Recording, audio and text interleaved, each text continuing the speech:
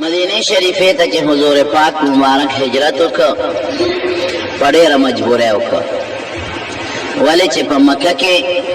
د مکې کافرانو د نبی علیه السلام سره او د هغه د ملګرو سره ډېر ظلمونه شروع کړي وو چې د هغې بیان ما تاسو ته په مخکې جمعو کې کړی دی. د حضور پاک دا مقصد و چې د مدینې ته لاړ شم، د دې خلکو نه به دلته په امن شم او محفوظ بشم، لیکن دې ظالمانو په مدینه کې نبی کریم صلی الله علیه وسلم پرې نه ښه. د مدینې چې کم خلکو پیغمبر علیه السلام ته پناهي ورکړې وه او ایمان یې راوړی و، هغې له به یې دمکۍ ورکولې، ای نه پرېښودل. وی تاسو زمونږ دشمن لامن ورکړی دی او زمونږ دشمن هم ځان سره ځای کړی دی، تاسو سره مونږ ګورو، دا دمکۍ به یې ورکولې. چې کم منافقینو په مدینه شریفه کې هغې منافقانو سره به ساز باز کو او هغې به یې لمسول چې د مسلمانانو خلاف سازشونه وکړي. او په مدینه شریفه کې چې کم یهودیان اوسېدل چې پیغمبر علیه السلام لا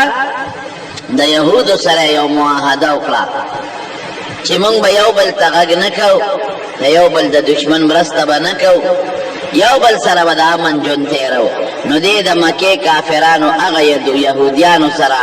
ساز باز جوړ که وغیره پیغمبر علیه السلام خلاف لمسول شروع کړل. بل چې په مکه کې کم کمزوري مسلمانان پاتې وو، یا ښځې هجرت یې نشو کولی، یا ماشومانو هغې هجرت نشو کولی، یا غریبانانو او غلامانو، هغې خلکو سره زیاتی شروع کړل، هغه به یې وهل او هغه به یې ټکول او هغې به یې پاتکړو تړل. ډېر انتهایي ظلمونه یې شروع کړل د هغې مکې د کمزورو مسلمانانو سره. د دې نه علاوه داسې ظلمونه شروع کړل چې مدینې ته به لاړل او د مسلمانانو باغونه او فصلونو ته به یې اور ورته کو راتښتېدل به. د مسلمانانو چراګاه و هغې کې به څاروي سرول. کرد ابن جابر فهري دی لاړ او هلته چې د مسلمانانو څاروي سې مړه کړل، سې ترې راوتښتول او چې کم په هغه درمن کې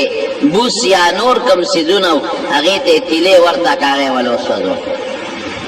دا ظلمونه دوی شروع کړل. کم مسلمانان چې به په لارو تلل او کافرو له به په ګوتو ورلل او یې ونیول، وهل ټکول به. نبی علیه السلام به خدای د دې ظالمانو د لاسه خو موږ ډېر تنګ شو، کلي مو ته پرېښو، مکه مو ته پرېښو. خلک وایي ویره نبی علیه السلام جهادونه کړي دي د کافرانو سره، نه به یې کول، څه به یې کول. مکه مو ته پرېښوده، کورونه مو ته پرېښودل، چې کوم په مکه کې زمونږ پټي و هغه م ورته پرېښودل. چا نه ښځې پاتې شوې، خاوندان یې مدینې ته لاړل، چا نه بچي پاتې شو، مور و پلار ترې نه پاتې شو، بیت الله پاتې شو، د خدای کور م ورته پرېښود او ترې لاړو، بیا په قلار نه پرېږدي. دې سره به څه کوو؟ نو نبی علیه السلام صحابو سره مشوره وکړه، یو فیصله یې دا وکړه چې د دې ظالمانو نه موږ پسې ځان خلاص کړو. نو د مدینې د مکې نه به شام ته دوی تلل. مکه خو داسې علاقه ده چې هلته خپل فصل نه زرغونېده، نو شام ته به تلل او شام ته به تجارتي غله او دا قصې پیسې راوړل. نو نبی علیه السلام دا سوچ وکړ چې د دوی کومه قافله شام ته ځي، نو په هغې باندې یو حمله کوو. داسې حمله نه ده چې قافله وله لوټ کړو، خو لږ به ویرېږي دوی به ویرېږي، دوی به پوه شي چېرې دا خو که موږ مسلمانانو سره ظلمونه کوو، نو مسلمانان خو هم دا دی زموږ په قافله حمله کوي او د دوی ټول تجارت خو په شام او د شام لاره د مدینې خوا کې تېرېدله. نو که دا لاره په موږ بنده کړي، زموږ به غنم د کمي، زموږ خوراک به د کم ځای دی او زموږ تجارت په مکه کې خو بغیر د سرمن نه بل شی نشته، څه به کوو؟ نو د دوی یو تجارتي قافله تله شام ته. نو حضور پاک سره د یو څو مرګنو لاړ، په هغې باندې د دمکۍ او د یارولو دپاره. خو چې نبي علیه السلام په هغه لارې ته ورورسېد، نو دا قافله د شام ته وتې وه. پیغمبر علیہ السلام سره د صحابه واپس راغله. بیا ورته پته ولګېده چې هغه قافله د مکې د کافرو چې کوم شام ته تللې ده واپس را روانه ده. نو بیا ورته نبي علیہ السلام سره د مرګرو ووت. و اتفاق دا د خدای خوښه همداسې وه چې دوی سینګ میدان ته ورسېدل نو قافله ته د لارې نه وتې واپس مکې ته رسېدلې وه. دې لومبۍ ته غزوه ابوا وایي او دویم ته غزوه ودان وایي. بیا نبی علیہ السلام ته پته ولګېده چې د قریشو یو مضبوطه قافله ده او د ابو سفیان په سردارۍ کې ده او ډېر تجارتي مال دی پکې. ودرېږه په دې یو حمله کوو چې دې ویرېږي موږ نه ملي شي. خو چې نبي علیہ السلام څنګه عشیره یو مقام دی هلته ورسېد نو ورته پته ولګېده چې هغه قافله شام ته رسېدلې ده نو واپس رالل. بیا ورته پته ولګېده نبي علیہ السلام ته چې هغه قافله واپس د شام نه را روانه ده او مکې ته ځي. نو نبي علیہ السلام صحابو سره مشوره وکړه وی ځای چې د قافلې پسې دی د تجارتي کومه قافله ده دې پسې وځو لږ یو فوټۍ یرود وي چې دوی موږ نه لږ په قلار شي موږ خو ورته وطن کلی بچي ښځې هر څه پرېښودل بیا په قلار نه پرېږدي مدینې ته راپسې راځي او زموږ چراګاهونو باندې اورونه ورته کوي زموږ څاروي تښتوي ظلمونه کوي. نو نبي علیہ السلام تیاری وکړ. دې درمیان کې تاسو ته مه ووایي چې د انصار د مدینې شریفې چې څومره وو هغوی له به یې دمکۍ ورکولې هغه هم نه پرېښودل چې تاسو ولې زموږ دشمن له پناه ورکړې ده. نو د مدینې شریفې یو سردار و د یو لوی قوم مشر و د اوس قبیلې د هغه نوم سعد ابن معاذ و. دی لال مکې مکرمې ته. نو په مکه کې یو لوی کافر دی امیه ابن خلف د هغه سره د دوستانه وه دواړه غټ غټ تاجران.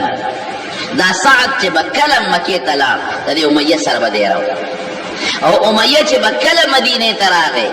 او یا د مدینې په خوا کې به شام ته ته نو د دې سعد سره به دیره د دواړو قریبي دوستانه او تجارتي تعلقات. نو حضور پاک چې هجرت وکړو دې درمیان کې سعد ابن معاذ وایي زه ځم بیت الله ته یو عمره به وکړم طواف به وکړم. چې لاړ د هغه امیه سره دیره شو. امیه ته وایي اشنا زه خو طواف له راغلی یم او د بیت الله طواف کوم. امیه ورته وایي داسې کار دی هغه ورځې دې لاړی نور کله به ته دلته کولاو ګرځېدې په مکه کې او ته هم د مدینې سردار یې نو زمونږ دې خلکو به ستا ډېر زیات قدر کوو. اوس د مکې خلک تاسو ته ډېر غوسه دي ځکه تاسو زمونږ دشمن له پناه ورکړې ده امن هم ورکړی دی.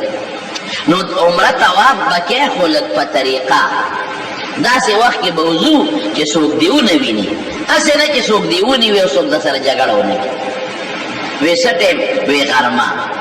د غرمې په مکه کې ګرمي زیاته نو عموما خلک ودي غرمه به وځو نو طواف به وکړې راځې به بیا به ځې مدینې ته. وی ډېره ښه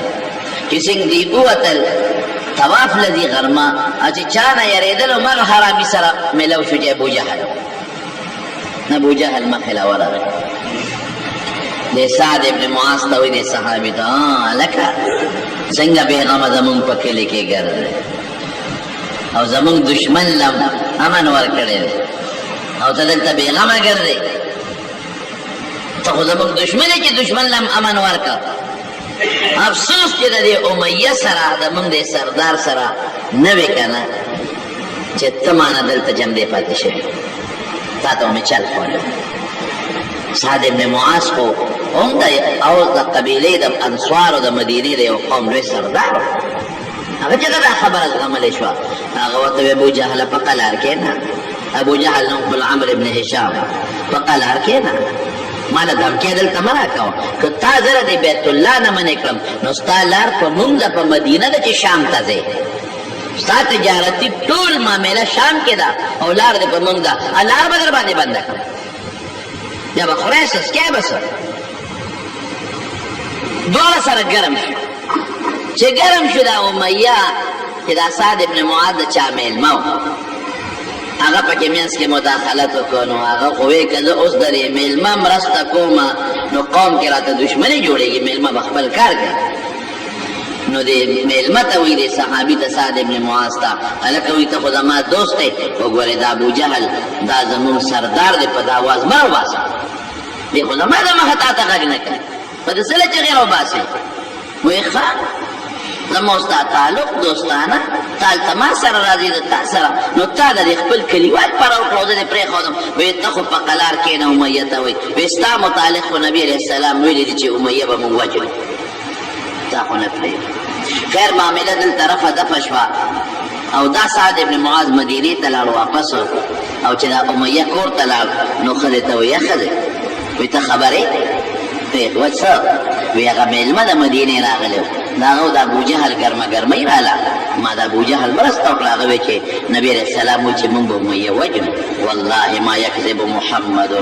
صلی الله علیه وسلم قریب دی چې په محمد خو چاته دروغ نه وایي خو رښتیا خبرې کوي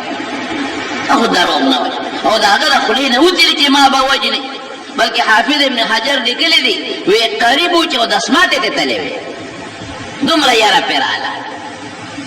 ښځه ورته وایي مړه مه یارېږه بې غیرته هغه دلته نشي راتلی او ته بار څه له یارېږي نه که نه وایي دروغ نه وایي چې دا خبره د خولې نه وتې ده نو څه چل دی هر ځای کې چې په ګوتو ورلم دا مې دې پورې درته وایي چې د مدینې خلکو له به یې دا دمکۍ ورکولې بیت الله ته یې نه پرېښودل خدای اوس عجیبه نظام کوي دلته د بدر غذا جوړه شوه څنګه جوړه شوه چې نبی علیه السلام په 14 د رمضان په 2 هجرۍ کې صحابو سره میټینګ وکړو ځای چې ځو خو موږ هغه تجارتي قافلې ده هغې له دمکي ورکوو چې دا کافر مونږ نه قلار شي نو ستاسو خوښه ده که څوک را سره په خپله خوښه ځای هم او که څوک نه ځای هم داسې جنګي لښکر له مقابلې نه نه ځو نو بعضې صحابه کرام ووتل او بعضې یو څو کسه پاتې شو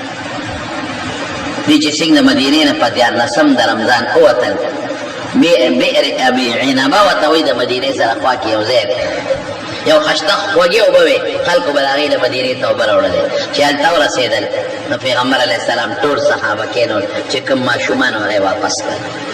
وی تا واړه تر حضرت برا ابن عازب رضی الله عنه دی واپس کړ عبدالله ابن عمر رضی الله عنه اسامه ابن زید رضی الله عنه زید ابن ثابت رضی الله عنه دا واړه صحابه کرامو اسید ابن حضیر رضی الله عنه دی واپس کړ صرف یو صحابیو عمر ابن ابي وقاص اپا جاړه شو چې نبی علیہ السلام واپس کاو نو پیغمبر علیہ السلام هغه اجازه ورکړه وی راځي چې څنګه دغه دی نه دوی مخکې لاړل مقام روحا ورته وی هلته نبی علیہ السلام سره صحابه ورسېد نو حضرت ابو لبابه رضی الله عنه دی ولېږه وی ته ځه مدینې ته د مدینې امیر شوې تر څو چې د نیم راغلی زما جان قایم مقام به دی واپس کړ او قافله او 2 جاسوسان یې ولېږئ د یو نوم حضرت بسبس رضی الله عنه او د یو نوم حضرت عدي رضی الله عنه دا دواړه یې ولېږل وی تاسو لاړ شئ او د قریشو د هغه تجارتي قافلې موږ له جاسوسي معلومات وکړئ چې دا کوم ځای را روانه ده موږ یې کوم ځای مخه دا دواړه یې هلته ورسوي د روحا نه چې صحابه کرام لږ مخکې لاړل یو بل مقام د صفرا ورته وایي هغې صفرا ته ورسېدل نو هغه 2 جاسوسان راغلل د نبي علیه السلام چې کوم 2 جاسوسان هغې پیغمبر علیه السلام ته وویل وی صاحب وی د قریشو د تجارتي قافلې د مدد دپاره د ابوجهل لښکر را روان دی نو نبي علیه السلام دغه ځای کې صحابو سره مشوره وکړه او د ابوجهل لښکر ولې څنګه را روان شو ابو سفیان ته پته ولګېده هغه تجارتي قافلې مشر چې ما زما دپاره خو مسلمانان روتي دي چې تلم شام ته بچ شم اوس واپس چې ځم نو روتي دي نو هغه یو کافر و زمزم ابن عمرو غفاري هغه له یو تیز اوښ ورکړه وی په دې اوښ به ځغلې او ځان به مکې ته رسې او مکه کې د اعلان وکړه چې ستاسو کومه قافله را روانه ده د تجارت د ابو سفیان هغې زه رالېږلې هغې وایي چې زمونږ مدد لرو ځای مسلمانان په مونږ حمله کوي او دا دامره تجارتي قافله وه چې د مکې د هر کور مال پکې چا به څوک به پخپله تلل چا به بل له مال ورکړی چې دا ځان سره یو څه ګټه مني د هر چا مال پکې و ډېر مضبوطه درنه قافله وه نو زر راله روزی مدد لو کرو نه وتی نو موږ به مسلمانان وجنی او قافله هم لوټ کړي نو زمزم ابن عمر دی چې راورسېد نو د هغې به دا قانون و چې هغې به خطرناک خبر و نو څادر به یې د سر نه داسې تاوه څادر به اوچت کا او تاوه به او چغې به یې ویل یا صباحا یا صباحا نو خلک به ورته راجمع دې زمزم ته ابو سفیان وایي ته به دا چلو کې چې ته به دې د اوښ دا پوزه زخمي کې چې وینې ترې بهېږي او د څادر په ځای به جامې وباسئ او ابه تاوی نو خلق به پوه شي چې مسله ده ډېره خطرناکه ده نو خلک به دلې په منډه راولي نو دې زمزم هماغه چل وکړه د اوښ دا پوز یې زخمي کړه هغې نه وینې بهېدې او جامې یې وویستې هغه یې د سر نه تاولې نو چې خلکو کتل ټول ورته راجمع شو چې خدای څه مسله ده ماشومانم ښځې بوډاګانم ځوانانم هلکه خیر دي ته خو زمونږ هغه تجارتي قافله کې تللی وې که نه وی یو ابو سفیان راولېږلم مسلمانان ستاسو په قافله حمله کوي مدد له ونه راولئ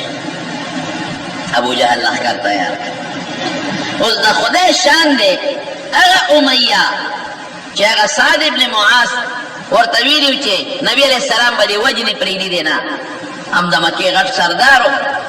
ابو جهل په دې سردارانو ګرځېدل چې داس مشران راغونډ کړه ملکان به پخپله دي یو امیه له راغله امیه ته وایي چې کاکاجي دې مشر و څنګه چل به کوه وروره مشره هغه وایي زه خو ناجوړه هغه ته خو ښځې وایي ورته وایي خبره دې یاده ده د مدینې هغه ملګري چې درته ویلې وایي یو یاده ده دې پام کوه ګوره ونه ده وایي نه ده چې راغی زه خو ناجوړ یم بیمار نشم ابو جهل هم پوره شیطان هغه وی چې نه دی ځمه ستا ته پسې ما نه پاتې کېږي وی ګوره ته مشر یې سردار او چې ته نه ځې د هلکان هم نه ځې ته مهرباني وکړه مونږ سره وځه خامخا دې کله یو بانه ناجوړه یم او دوه نوکران به د ځان پسې ولېږم او درې به ولېږم او څلور به ولېږم ابو جهل ورته د هلکانو جرګه راوسته دا ماشومان دي او ته نه ځې د ځوانانو یې وله راوسته د بوډاګانو یې وله راوسته وی داسې کار دی زما خیر دی جنګله خو لږ غوندې را سره په لاره لاړ شه چې ستا د وجې دا نور وځي چې ته نه دې دا نور پاتې کېږي نو خیر دی بیا به دې را واپس کړو نو وی زه ډېره ښه ده نو یو اعلی اوښ ځان لالم کور ته چې راغې ښځه ورته وایي تا خو دې نه ځمه او تا وایي چې ما ته خو هغه د مدینې هغه ملګري ویلي چې نبي علیه السلام وایي چې زه دې وجنم او دروغ هم نه وایي وایي ښځې ځم نه لږ غوندې ورسره وځم یو ورځ مزله او داسې اوښ مې ځان له اغېشتی دی که نه چې دوی په ما پیږي را تښتېدلی بیا مې ځم نه ورسره وایي ښه ګورې پام کوه لاړ نه شي کم وخت ته مړ به دې کړي وایي ډېره ښه ابو جهل پوره شو هغه وی چې دې کاکا به زه خامخا رسول نو یو دوه درې څلور هلکان یې پرې مقرر کړل هغې ته یې ویل چې ګوره دې د نومونه تښتې دا سوکې تاسو به نور څه نه کوئ خو دې امیه سوکې به کوئ چې دې ځان سره ورسوي دوی چې څنګه د مکې نه روان شو نو خو به پیاده مزلې وې یو ځای کې دمه وکړه خیمې خښه کړې نو امیه ځان ته اوښ نږدې وتاړه دی مطلب و چې شپه ده دا خلک وځي شي نو بلې به په اوښ په وراړم او تښتم به ځم به نو چې دې څنګ پاسې دغه هلکان خو ورته ابوجهل پرې کړي هغې زر را منډې کړې کاکاجي خیر دی مونږ ولاړ یو څو لوټه پکاري او دسماتې له اوبه پکاري بل څه پکاري خدمت ته ولاړ خدای دا ماشاءالله کار ده کم ځای نه ویښ پراته دي وی نه تاسو څه شی څه خبره نشته نه نه کاکاجي مونږ ستا خدمت ته ولاړ یو ته دې ویښ او مونږ دې وده یو سړی پوه شو چې دې خو کار ونه کړه بل ځای کې چې که خیر یې دمه کوو هلته نه به راتښتم چې بل ځای قافلې شوارو دوه شوارو د مزل وکړو یو ځای کې دمه کوله بیا چې نیمه شپه شو ټول خلک وده دي نو دې غلې غوندې را پاسې خپل اوښ له هغه هلکان ورته پیو هغې ولې زر را منډې کړې کاکاجي په خیر څه چل دی ناجوړی خېټه کې درد دی او دسماتې ضرورت دی اوبو ضرورت دی خدایه پاک اوده شی سر پوزو خو چې رقم را پسې را منډې وهی هېڅ حاجت هم نشته تاسې را پاسې هم چکر لګو نه نه کاکاجي چې ته ویښې مونږ له خوب راځي مونږ به ستا خدمت کوو التنم کا خواندونه کا پدریمه مرحله کې آخره کې خدای بدر ته ورسول تا تخت خلکو مخې خو راتلی نه شو بیا ورسېد او بیا به یې راته قصه وکړم بدر کې خدای مردار دلته کې چې دا سړي کوم وخت کې راغی زمزم ابن عمر او د دشمن ابو جهل را پاساو نو د نبی کریم صلی الله علیه وسلم ترور د بیبي عاتکې هغې خوب ولیده حضرت عباس رور هغې راوغوښته وی رور یو خوب مې خطرناک لیدلی دی بېګا وی څه خوب دې لیدلی دی وی یو سړی راغی په اوښ باندې او د مکې په دې خوړ کې اوښ څمله و درې چغې یې ووالې او درې چغې کې څه دي اواز یې دا وکړه چې قوموا یا آل غدر الى مسارعکم اخرجوا الى مسارعکم اے دوکبازو پاسه او خپل مرګ ځای ته ځان ورسوئ فی سلاسل درې ورځې اے دوکبازو خلکو د مرګ ځای ته درې ورځو کې ځان ورسوئ وی دا چغې وواله وی خلق ورته راغونډ شو وی بیا د بیت الله خواله راغی او هلته کې هم دا چغه وواله درې چغې یې ووالې او بیا د جبل ابي قبیس ته به راوخته او د جبل ابي قبیس نه یو غټه تیږه راواغېسته او هغه یې لاندې راوغورځوله وی هغه تیږه ډکرې شوه او د هغې ذرې د مکې هر کور ته ورسېدې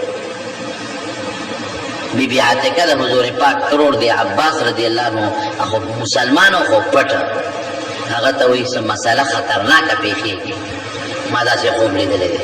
د هغه دوست ولید ابن عتبه هغه ته یې وایي ولیده وایي دا خوب هلته ویم زما خور داسې خوب لیدلی دی او چاته به وینه هغه خوب الپلار ته وایي عتبه الابو جهل ته وایي خبره خوره شوه حضرت عباس وی روانو چې ابو جهل آواز راکړه ما ته ابوالفضل دلته راشه وی تاسو سړو خو د پیغمبرۍ دعوه کړې وه خو د ښځو نه نو خبر اوس خو ستاسو ښځو د پیغمبرۍ دعوې شروع کړې وی مې چې څه چل دی وی چې ستا خور خوب لیدلی دی وی ما ځان نه غرضه کړه وی دا پته به ولګي چې د تیږې ټکرې به زمونږ کورونو ته رارسي او که د مسلمانانو کورونو ته به رسي ما ځان غلی یو دا خوب وی چې دا خوب ولیدلی شو نو دې کې هغه زمزم راغی هغه اوښواله او اعلان یې وکړه چې د قافلې خبره مو ولې د قافلې مدد لرو قافله روانه شوه او قرآن شریف کې الله تعالی فرمایي ډېر لوی په کبر روانه شوه ډېر لوی تکبر سره او شرابونه یې ځان سره واخېستل او زر کسان وتل د زرو نه زیاتو جنگ پاتې شوي زر کسان دي د زرو نه زیاتو او هر یو سره توره وه زغرې یې چولې وې 700 ورسره اسونه اوښان 700 او 300 ورسره اسونه او شاه سوارانو هغه تش اسونه نه هغه خلک چې هغه نیزه‌بازۍ به یې کول 300 شاه سواران 700 ورسره اوښان او ټول مسلحو او مسلمانانو سره سره مسلمانان 314 دا زر هغه 300 مسلمانانو سره ټولو سره ټوټل شپږ اته تورې دي ځکه هغې خو د لښکر د جنګ په نیت نو راغلی هغې خو د ابو سفیان د تجارتي قافلې په نیت راوتلي نو اته ورسره تورې دي 2 ورسره اسونه دي دوی سره 300 اسونه هغې سره 2 اسونه دوی سره 700 اوښان هغې سره 80 اوښان دي او یو خان داسې دی چې د سورلی وخان دي 3 کسان به پې سورېدل لکه 2 به پې سوارو یو به پړی نیولی یو به برخطېده چې ستړی کېده به بل به کوزېده نبي کریم صلی الله علیه وسلم سره اون 2 کسان ملګري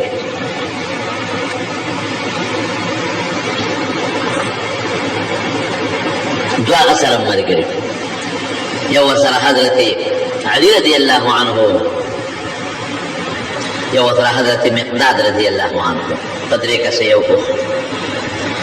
حضرت مقداد رضی الله عنه وی 2 بسوارو یو به کوزېده وی پیغمبر علیه السلام د کوزېدو نمبر راغی وی د خدای رسول ته به نه کوزېږي ته کېنه او زه او علي به کوزېږو بس کله به زه پیاده سفر کوم علي به برئ، کله به علي کوزېږي زه به برم، ته به نه کوزېږې. وی نه تاسو ما نه تکړم نه یې او زما په نسبت ستاسو ثواب زیات نه دی، خو زما زیات وخت دی. وی قسم دی چې حضور پاک به په خپل نمبر کې کوزېده او د خپلې به یې نیوه نوم به به رسول داسې عاجزي به په نبي علیه السلام کې او بهترین اخلاق. او یو خان، دوه سونه، اته تورې، شپږ زغرې او باقي ټولو سره د کجورو ډانګونه او کافر ټول مسلح دی، هر یو سره توره او زغره او نیزې دي ورسره او لوی د جنګ په نیت را روان دي. ولا تکونو کالذین خرجوا بطرا، قرآن شریف کې الله وایي دغه خلک چې د کبر او د جوش په انداز راووتل. چې ابو جهل لښکر راووته نو جهم ابن السلط دام د پیغمبر علیه السلام د خاندان نه، هغه وی ما یو بل خوب ولیده، وی رالمه وی خوب دینم چې یو سړی راغی مکې مکرمې ته او په یو دغه باندې سور دی په اوښ باندې او چې څنګه راغی نو وی اوښ یې سملو او په توره یې ووهو او د هغې نه د وینې داسې اوچتې شوې او چې څومره د مکې د خلکو خیمې دي نو خیمو ته احساس کې ورسېدی.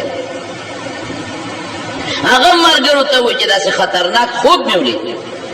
ابو جهل بیا عباس رضی الله عنه ته عباس دلته راشه، تاسو کې خو ډېر پیغمبران پیدا شي، خور دې بله پیغمبره د خوبونه نه دا دې بل پیغمبر پیدا شو او پته به اوس ولګي چې وینې به زموږ خیمو ته راځي او که وینې به ستا درواره خیمو ته ځي. دا دویم خوب شو. دې خوا د ابو جهل لښکر روان د ابو سفیان د لښکر د مدد دپاره. هلته نبي علیه السلام د روحا مقام نه دغه دوه کسه جاسوسان ولېږل، هغې واپس رالل. دې وخت کې پیغمبر علیه السلام یو مقام د صفرا ورته وایي، هلته رسېدلو چې جاسوسان واپس رالل. جاسوسان ورته هله وی صاحب دونه موږ خبر شو چې د ابو سفیان د قافلې دپاره د ابو جهل قافله را روانه ده مدد دپاره. نو نبي علیه السلام ټول صحابه کښېنول، مشوره ورسره کوي. ولید نبي علیه السلام لا ولې دا خبره وکړئ ما ته وي زه راته خپله د الله چې ما ته څه ویلي دي درته وایم، باقي ستاسو خوښه ده چې څنګه ستاسو فیصلې هغسې به کوو. ما ته خو رب العالمین دا ویلي دي چې دا یو د ابو سفیان قافله ده را روانه ده، یو د ابو جهل لښکر دی را روان دی. دې دوو کې چې کم سره تاسو مقابله کوئ نو په دواړو به خدای ګټه درکوي. لقد کان لکم فی الفئ څنګه دی فئتین آیا دوه ډلې دي، یو دا ده یو هغه ده. ما ته خو خدای را ویلي دي چې که دې سره جنګېږې هم بس ګټه ستاسو، که دې بل باندې ورځې هم ګټه ستاسو ده. اوس تاسو فیصله ده. حضرت ابوبکر صدیق رضی الله عنه پاسه ډېر خشته تقریر وکړ، وی د الله رسوله موږ راوتي یو واپس نه ځو، دې د مکې خلکو موږ سره انتهایي ظلمونه وکړل او ما چې درته په سر کې وې ټولې خبرې ورته وکړې،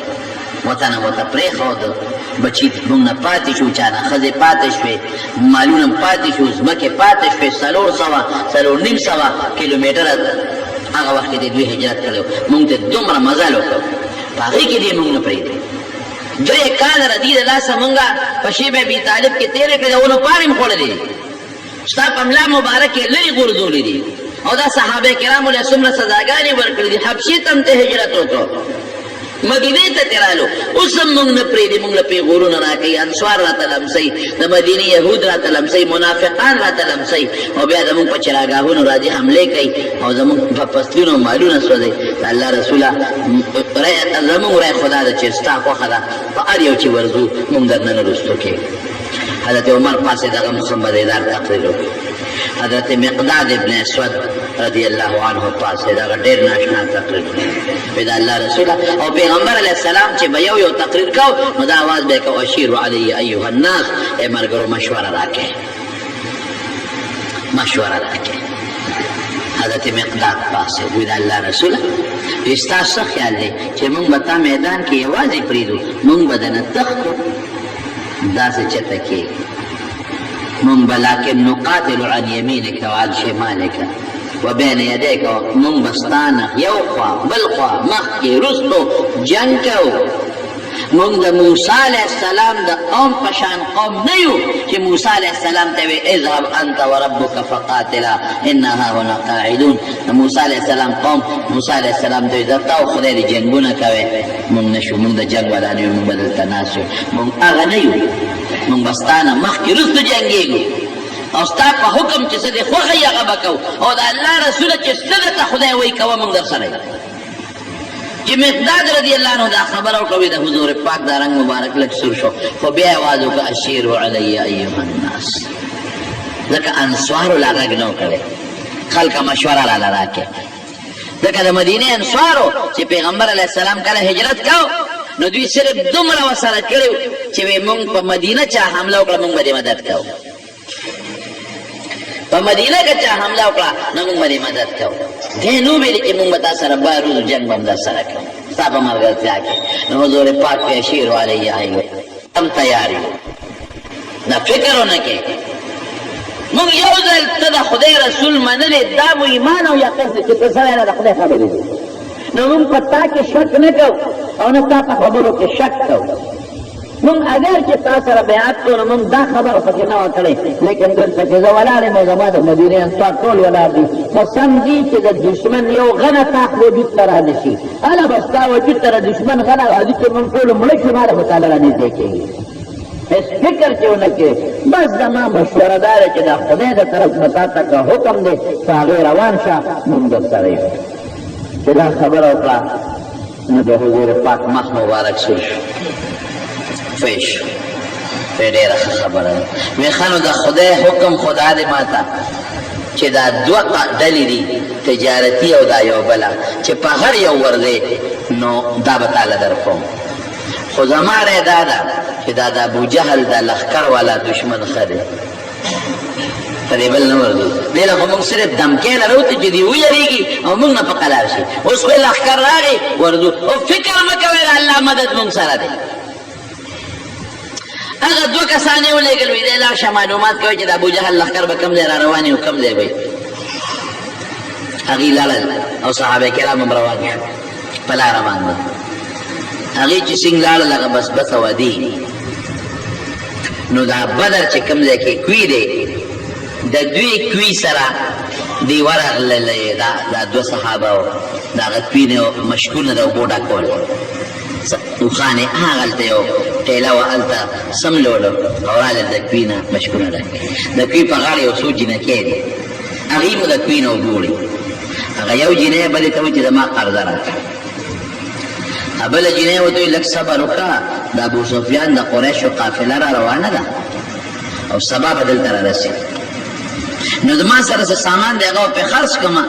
نو پیسې به پرې نغدې کړم نو تاله به خپلې پیسې درکړم اوس دا صحابو دا خبرې اورېدې ته یې غوږ ایښودلې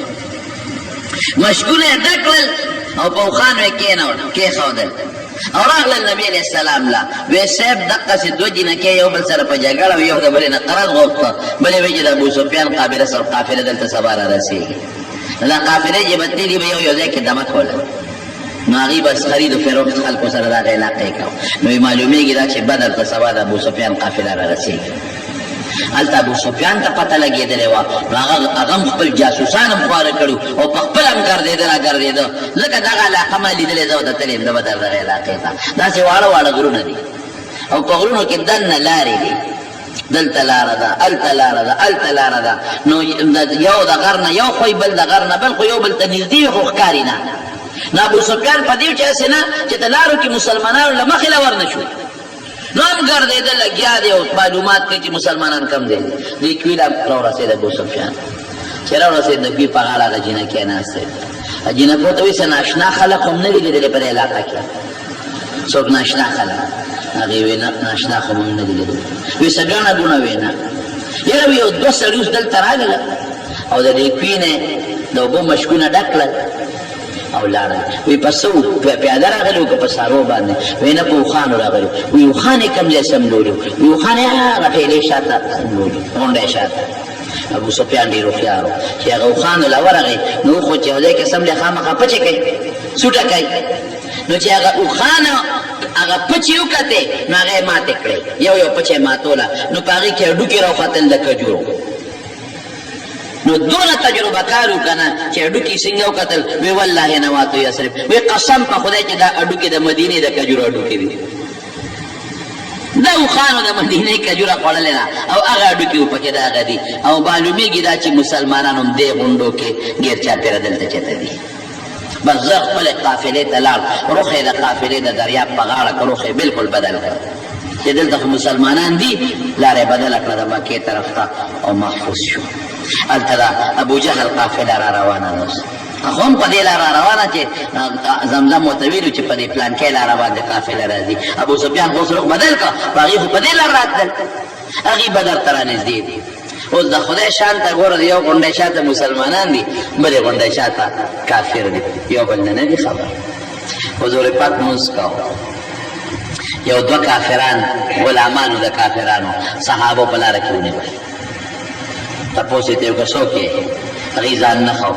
چې دوه درې غوزاره یې ورکړله ځان یې وخو زموږ د ابوجهل د لښکر خلک سره یې وستل داسې اوس نبي علیه السلام مونځ کوي دوی وحي لګیا دي د ابوجهل د لښکر که د ابوسفیان دروغ وایه هغې ته خو دا پته نه و چې د ابوجهل لښکر را رسېدلی هغې خو یې د ابوسفیان د قافله ده که نو دوی به وهل نو چې وهل به او د ابوسفیان د لښکر یو د ابوسفیان نو چې دوی به پرېښودل وایي ښه د ابوسفیان لښکر کم د قافله کم دی ده نو هغې به بیا وایي مونږ خو د ابوجهل د لښکر یو نو دوی به بیا څپېړې ورکړئ چې دروغ وایه شبه د ابوسفیان د قافلې یې دوی به او محمد ښه د ابوسفیان یو کم دی د قافل نه ما ته مونږ څه په مونږ خو د ابوجهل یو چې حضور پاک سلام وګرځم نو موسکی شو وایي چې دروغ درته وایي نو پرېږدی او چې رښتیا راته وایي نو وهی ولې د الله رسوله وایي دا ټیک وایي دا د ابوجهل د قافلې دی بلکل ما له راوله وایي تاسو د ابوجهل د قافلې دی وایي څومره کسان دي وایي صاحب شمېر راته نه دی معلوم وایي څه خوري وایي اوښانه لالی وایي د ورځې څو اوښانه لالی وایي نهه یا لس نهه لس اوښانه لالی او د هغې غوښې خوري حضور پاک وایي بس یا 900 دي یا 1000 دي د 900 د 1000 په منځ کې دي صحابه ورته ویل د دې غر نه پورې دي هغې دلته دي او موږ دلته یو اوس بیا مشوره راکړئ که جنګ دوی سره کوئ خو ډېره ښه ده که نه کوئ چې ځو واپس صحابه وایي د الله رسوله جنګ به څنګه نه کوو اوس خو که واپس ځو سبا به راپورې خلک خاندي چې هغه تجارتي بې سر و سامانه قافله وه نو هغې پسې تلل او چې کوم لښکر راغې ده تورو نیزو والا نو هغې نه تښتي اوس خو خامخا جنګ کوو او ولې به جنګ نه کوو د مسلمان دپاره جهاد کې دوه خبرې دي که مړ شو شهید شو جنت ته لاړ که جمدی پاتې شو نو غازی شو مجاهد شو ګناهونه لاړ ختم شو مونږ له خو په دواړه کې ګټه ده زمونږ دا روجې او منځونه او حجونه او ذکرونه خو دې دپاره دي چې مونږ پرې خدای رضا کړو نو په اسانه یې ولې رضا نه کړو په دې خو په اسانه رضا کړي چې مړه شو نو چېرته به ځو خو جنت تا راته ویلې دي رښتیا خبره ده خو جنت ته به ځو که نبي علیه السلام ډېره دا چې کوم ځای جنګ شوی دی بدر ورته وایي یا خو د دې قوم د مشر نوم وایي بدر او یا دغه ځای کې چې کوم کوی دی د هغه کوی اوبه پاکې خوږې وي خلکو به وړه د هغه کوی نوم بدر نو په دې وجه دغه علاقې ته بدر اتفاق دا و چې نبي علیه السلام څنګه دی بدر ته را داخل شو د دې نه مخکې د ابوجهل قافله راغلی وه د کوی غاړه او چې کوم پاک اعلا ځای و هغه هغوی نیولی و بس یو بل سره مخامخ شو اوس خو مخامخ دي شګې دي اوبه هم پکې نشته او شلاکه شګنن هم ده نو نبي علیه السلام هلته کې صحابو ته یې خیمې نښې کړې باید صحابه راغلل نبي علیه السلام له وایي صاحب ته چې دلته کې دا په مونږ ډېره کې د کافر په مقابله کې دا د خدای په حکم دی او که نه اسې دلته مونږ ډېره کېږو که اسې وي خو دا د جنګ نه دی بل خوا ځو نو بل علاقې ته لاړ شو داسې نږدې بل میدان ته دا کافران به راپسې راځي هلته به ورسره جنګ وکړو او که نه د خدای په حکم یې نو بس بیا خو چې څنګه ستا خوښه حضور پاک فرمایل د الله په حکم یو صحابي د جنگ ډېر ماهر و هغه وی صاحب د الله حکم خو بسر و جسم خو جنگي طریقه دا نه ده دا چې مونږ کوم ځای پرېوته ځکه شګه کې منډه نه والي کېږي مونږ منډه و شګه کې سړی ستړی کېږي شګه ګرم هم ډېره زیاته وي بل اوبه نشته او په جنگ کې د اوبو انتهایي ضرورت دی نبی علیہ السلام ما ته د الله حکم دی اوس خوښه ستاسو ده وی چې د خدای حکم دی بیا پکې څه دي قدرت ته ګوره د شپې خدای باران وکړ قرآن شریف کې الله تعالی فرمایي چې باران وشو هغه شګه کېناسته تاو ختم شو او دومره باران وشو چې صحابو ځان له ډنډونه جوړ کړل هغې کې اوبه درېدې بعضې صحابو وجودونه پلید شوي وو جنابت لوی بېودسي پرې راغلې وه هغې پکې هم لمبل مشکور یې هم پیدا کړل او د کافرو طرف ته چې کوم علاقه وه چقړه شوه د هغې به منډه وله را پرېوتل خو چې منډه به یې وله را پرېوتل حضور پاک هم لیدل معامله خدای بدله کړه د هغوی هغه ښځې خدای هغوی له خویدان کې کړ زمونږ هغه د شګو ځای مونږ له خدای پاک کلک کړه او د اوبو انتظام یې راله وکړ حضور پاک داسې یو ټیله غوندې و په هغې باندې صحابه یو سفر جوړ کړ وی صاحب تا یو سفر جوړو وی ته به جنګ کې شرکت نه کوې ته د دې ځای نه مونږ ته هدایات را کوه او د دې ځای نه د مونږ تماشه کوه چې سفر یې وله جوړ کړو دا حضرت ابوبکر صدیق او نبي علیه السلام ماښام هغه سفر ته ننوتل او هغه سعد ابن معاذ چې د مدینې په سردارانو کې سردار و هغه توره په لاس د نبي علیه السلام ټوله شپه څوکۍ وکړه حضرت ابوبکر صدیق وی مونږ ټوله شپه خوبونه وکړل او قسم دی که حضور پاک د شپې 1 منټ او 2 منټه موده شي ټوله شپه الله ته په عبادت او الله ته په زاره او عجیبه تاریخي دعا حضور پاک په دې مقام کې وخته تاریخي دعا وی الله ما ډېر محنت وکړ په مکه مکرمه کې او په مدینه منوره کې او خدای دا 314 ملګري مې ځان له پیدا کړي دا 314 نور نشته په مخ د ځمکه ستا نوم والا دقه دي نور نشته او الله دا ډېر غریبانان دي خدایه مالدار نه دي ګورې مالدار هغه دي مقابله کې راته ودرېږي خدای دا کار دا منډو والا نه دي منډو والا خدای هغه دي مقابله کې والا خدای دا بې کسه بې څوکه دي کبرجن نه دي کبر والا خدای هغه دي مقابله کې والا یا الله دا شلېدلې جامې دوی چولې او د چا سپلیم نشته واقعي د ډېرو صحابو پکې سپلیم نه پیم لیک پیروه بې سره بې سامانه دي خدایه دوی سره هېڅ وسله نشته صرف دغه څو تورې دي خدای هلته ټول مسلح دي هېڅ ورسره نشته صرف یو څیز دی پروردګاره چې هغه ستا په دشمنۍ تا ته مقابله کې ولاړ دی او دا زما د فقیران مسکینان بې څوکه خدای ستا په امداد د دوی یقین او ایمان دی الله ما به نه ذلیل کوې ګورې خدایه ما دوی سره وعده کړې ده چې تاسو سره به خدای مدد کوي نو خدای ما به نه ذلیل کوي الله ما به نه رسوا کوي ګورې خدای ما به بې وعدې کوي نه ځکه ظاهر کې خو سړی دې ته ګوري نو 314 او زر او د کجورو د ډنګ مقابله په دوره کم ځای کېږي او پیاده مقابله دغه سره کم ځای کېږي د اوښانو د اسونو سره کم ځای کېږي خدای ما به نه رسوا کوي الله ما به نه ذلیله کوي ګوره او ما به نه بې وعدې کوي خدای ما وعده کړې ده او یا الله که دا 314 مسلمانان دې مړه کړل دوی سرونه ستا په ذات او ستا په دین تیار ولاړ دي دې ته ولاړ دي چې دې ستا په دین سرونه ورکوي تیار ولاړ دي ما ازمایلې دي خدایه خو که دا 314 نن مړه شو الله تر قیامته پورې به ستا د نوم اخېستو والا بیا څوک پاتې نه شي بس